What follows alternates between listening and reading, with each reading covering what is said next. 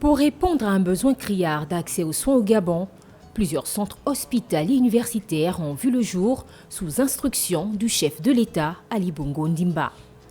Depuis 2009, le Gabon a opté pour la création de plusieurs centres hospitaliers universitaires, à l'instar de ceux de Libreville, Akanda, Ovendo et le CHU Mère et Enfants Fondation Janébori.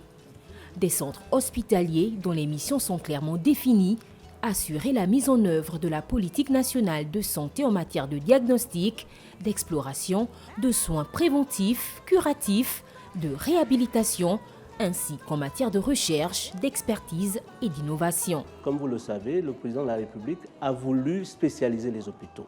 Et c'est dans cet esprit qu'on a créé un pôle mère-enfant, qui est le CHU Mère-Enfant Fondation Janébori.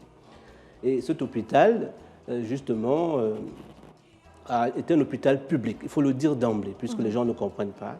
C'est un hôpital public régi par le décret 178 de 2018 qui fixe le statut des centres hospitaliers universitaires. Très bien.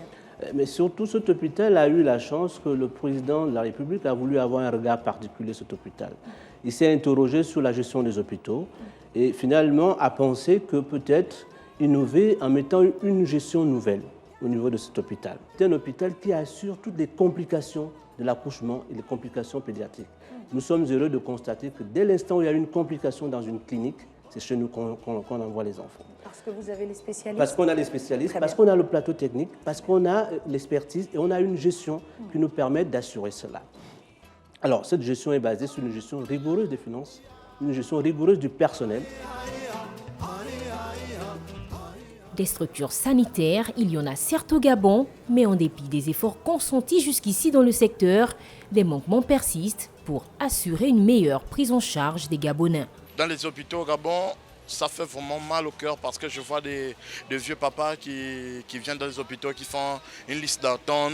Il faut d'abord remplir une virginité pour entrer, pour qu'on puisse le soigner. En réalité, ce n'est pas normal.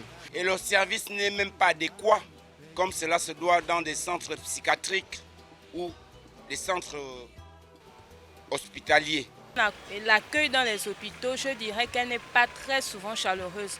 Mais toutefois, je ne peux pas aussi dire que les infirmiers ne sont jamais chaleureux. Voilà, et tout ça, vraiment, il faudrait que le gouvernement puisse vraiment veiller sur ça.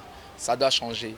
Un meilleur accès aux soins implique non seulement la création des structures sanitaires, mais aussi et surtout la mise à disposition d'un plateau technique répondant aux normes internationales pour un meilleur accompagnement du malade.